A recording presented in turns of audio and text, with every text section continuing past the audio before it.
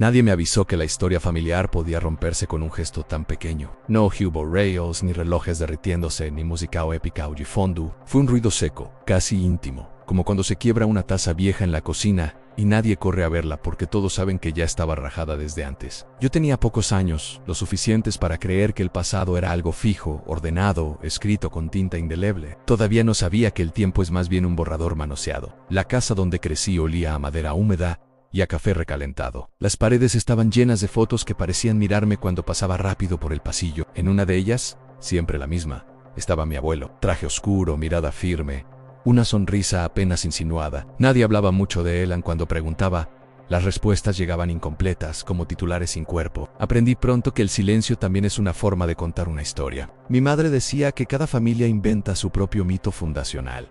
Mi padre, en cambio, prefería no inventar nada. Yo los escuchaba como quien escucha a dos fuentes que no se ponen de acuerdo y decide investigar por su cuenta. Empecé con un cuaderno azul, comprado en una feria de libros usados, con las hojas amarillentas y un olor raro, mezcla de polvo y humedad. Ahí anotaba fechas, frases sueltas, recuerdos que no encajaban. No lo sabía, pero estaba haciendo periodismo antes de saber qué era el periodismo. El día que todo cambió fue un martes cualquiera. Afuera, el barrio seguía funcionando con su coreografía habitual. El almac marriendo la vereda, un perro dormido al sol, una radio vieja transmitiendo noticias que nadie parecía escuchar del todo. Adentro, en la cocina, mi madre lavaba platos. Yo iba a buscar un vaso de agua cuando la escuché llorar. No era un llanto explosivo, sino contenido, casi administrativo. Decía una frase una y otra vez. Algo sobre una decisión mal tomada, o tal vez tomada demasiado tarde. Me quedé quieto, con el corazón acelerado, sintiendo que estaba presenciando algo que no figuraba en ninguna versión oficial de mi familia. Esa noche soñé con la casa, pero no era exactamente la misma. Había una ventana más, en un lugar donde de día solo había pared. Por esa ventana entraba una luz distinta, más blanca, como si viniera de otro clima. Al despertar, tuve la sensación incómoda de que ese sueño no era solo un sueño, sino una posibilidad descartada que pedía volver. Empecé a prestar atención a los detalles, a escuchar mejor, a comparar. En la biblioteca del barrio encontré diarios viejos y, con ellos, menciones que no coincidían del todo con lo que me habían contado. Mi abuelo aparecía en notas breves, en contextos que nadie mencionaba en casa. Era como si hubiera vivido varias vidas, y nosotros solo hubiéramos heredado una versión recortada. Un atardecer, mientras ayudaba a mi padre a ordenar un cajón que nadie abría desde hacía años, encontré una carta. Estaba doblada con cuidado, escondida detrás de papeles sin importancia. No tenía fecha. El papel era áspero, la tinta un poco corrida. La guardé sin leerla, pero al tocarla sentí algo extraño. Una especie de frío suave en los dedos, como cuando uno agarra una llave en invierno. No dije nada. La llevé a mi cuarto y la apoyé sobre el escritorio, al lado del cuaderno azul. Afuera, el cielo se volvía naranja y el barrio empezaba a oler a cena. Yo miraba esa carta como si fuera una fuente sensible, consciente de que abrirla podía cambiarlo todo. Todavía no sabía cómo ni hasta dónde. Solo intuía que a partir de ese momento la historia familiar ya no iba a quedarse quieta, y que de algún modo yo acababa de meter las manos en el mecanismo del tiempo sin haber pedido permiso. Leí la carta 2 días después, como quien espera que una noticia se enfríe antes de confirmarla. Me senté en la cama con la puerta cerrada y la ventana apenas abierta. Entraba el ruido lejano del barrio, una mezcla de motores cansados y voces que se perdían en la tarde. El papel crujió al desplegarse, y ese sonido fue lo primero que me hizo entender que estaba tocando algo frágil, no por viejo, sino por verdadero. La letra era prolija, demasiado prolija para alguien apurado. Hablaba de un viaje que debía hacerse, de una oportunidad que no iba a repetirse. No decía adiós, tampoco decía hasta pronto. Decía algo peor, decía si no voy ahora, no voy nunca. Cerré la carta con el estómago apretado. Sentí que acababa de leer una versión descartada de mi propia vida. Esa noche cenamos en silencio. Mi padre masticaba lento, como si cada movimiento estuviera ensayado desde hacía años. Mi madre miraba el plato sin mirarlo. Yo pensaba en la carta, en el cuaderno azul, en la sensación incómoda de haber cruzado una frontera invisible. Cuando pregunté por mi abuelo, la conversación se tensó. Mi madre dijo que había sido un hombre con miedo.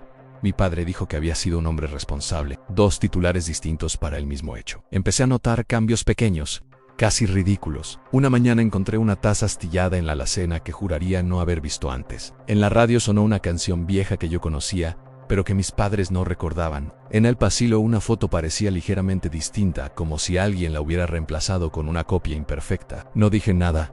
Anoté todo. El periodismo, incluso el más intuitivo, exige método. En la escuela, durante la clase de historia, la maestra habló de un acontecimiento local que yo había leído en los diarios viejos.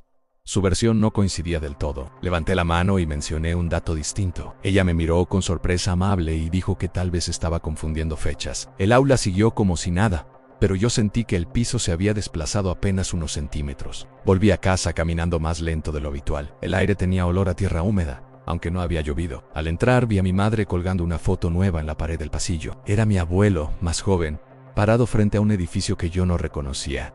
Pregunté cuándo había sido tomada. Mi madre respondió sin dudar, contando una historia que nunca había escuchado, narrada con la naturalidad de algo siempre sabido. Mientras hablaba, entendí que esa historia no era una mentira, era otra versión que acababa de ocupar su lugar. Esa noche comparé la carta con mis notas. Había una frase distinta. Donde antes decía no pude ir, ahora decía llegué tarde.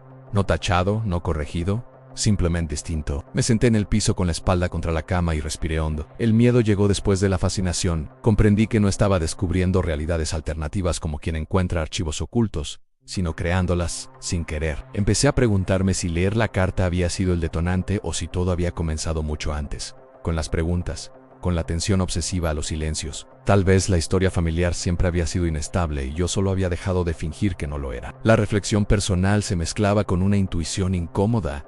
Observar también es intervenir. Soñé con dos trenes avanzando en direcciones opuestas. En uno iba mi abuelo, mirando por la ventana con una calma que dolía. En el otro iba yo tomando un autobús, frenéticamente, tratando de decidir cuál de los dos era el verdadero. Al despertar sentí una certeza extraña, no tenía que elegir. Ambos existía, y ambos me estaban mirando. Cuando guardé la carta de nuevo en el cajón, lo hice con cuidado excesivo. Sabía que cada gesto contaba, que incluso no hacer nada ya era una forma de decisión. Afuera, el barrio seguía igual. Adentro, la historia empezaba a bifurcarse sin pedir permiso. Después de confirmar que la carta cambiaba, entendí que no podía seguir actuando como un chico curioso. Tenía que convertirme en algo más incómodo, en un investigador consciente de que el objeto de estudio podía responder. Dejé de leer la carta todos los días. Empecé a observar los efectos. Como en cualquier investigación seria, primero se miden las consecuencias, después se formulan las hipótesis. Salí del barrio por primera vez con ese objetivo. Fui al archivo municipal, un edificio gris, donde el tiempo parecía haberse rendido. El olor a papel viejo me golpeó como una verdad acumulada. Pedí registros, diarios, actas. Nadie preguntó demasiado. Los niños curiosos suelen pasar desapercibidos. Ahí encontré versiones de mi abuelo que no convivían entre sí. El hombre que se quedó, el que casi se fue, el que tal vez se fue y volvió. Todas estaban respaldadas por documentos auténticos. Todas eran ciertas.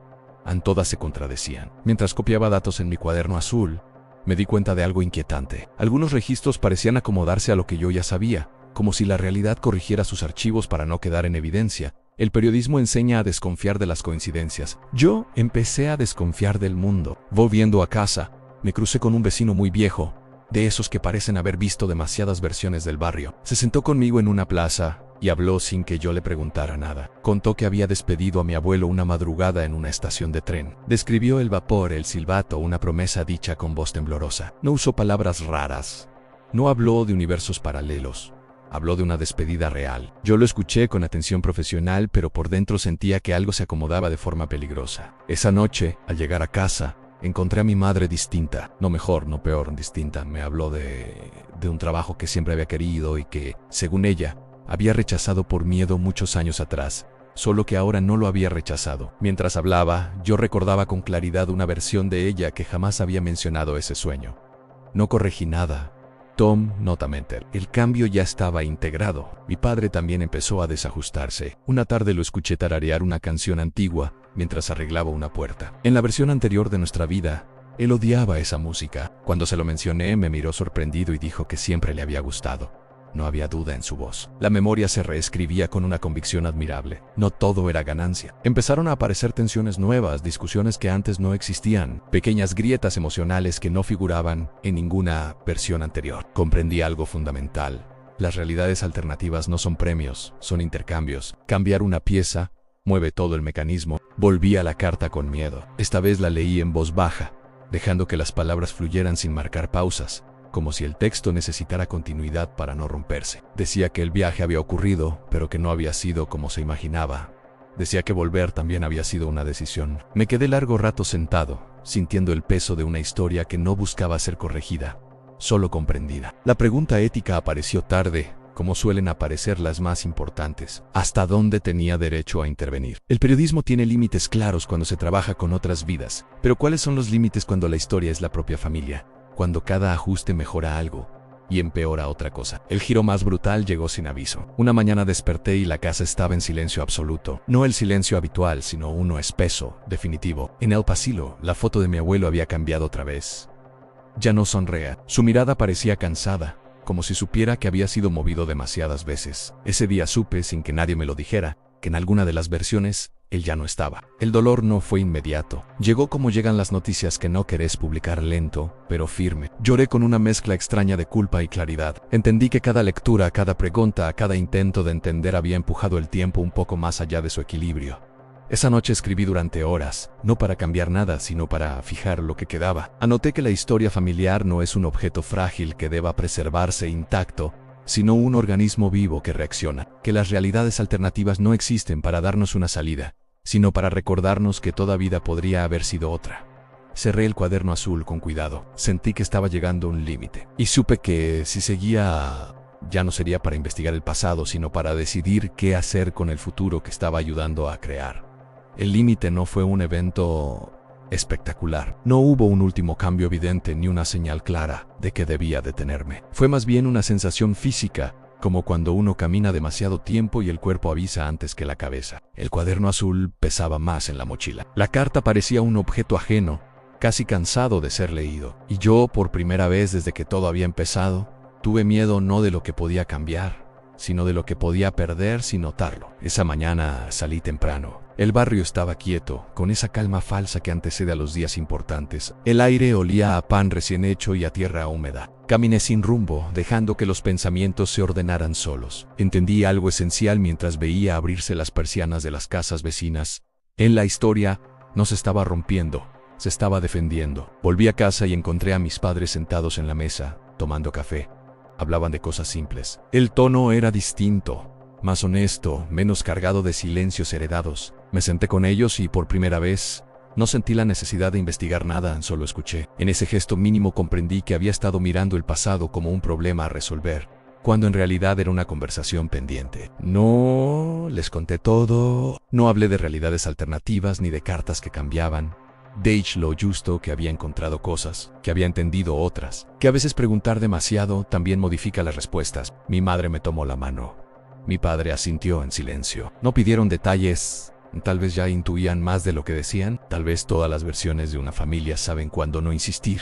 Esa tarde guardé la carta en el fondo de una caja, no como quien esconde una prueba, sino como quien archiva un documento sensible.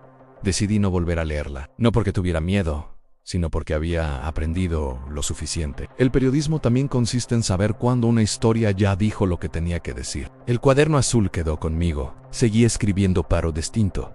Ya no anotaba cambios, sino sensaciones, descripciones del presente, el sonido de una risa que antes no estaba, la incomodidad de una discusión nueva, la certeza de que nada estaba completamente cerrado. Descubrí que aceptar una sola línea temporal es una forma de arrogancia. Vivimos rodeados de lo que pudo ser, aunque finjamos no verlo. Un día, revisando fotos viejas, noté algo que antes se me había escapado. En todas las versiones de mi abuelo, incluso en las contradictorias, había un mismo gesto en sus manos, una tensión leve, como si siempre estuviera sosteniendo algo invisible. Me di cuenta de que ese gesto también estaba en mi padre. Y de a poco en mí entendí entonces que no había cambiado la historia familiar, había cambiado mi lugar dentro de ella. Las realidades alternativas no habían venido a ofrecerme una vida mejor, sino una mirada más amplia. No se trataba de corregir errores del pasado, sino de asumir que cada decisión crea capas no reemplazos, que somos el resultado de muchas historias superpuestas, incluso de las que nunca ocurrieron del todo. La casa volvió a sentirse estable pero no rígida. Las fotos dejaron de incomodarme. El pasillo ya no parecía un museo de versiones incompletas.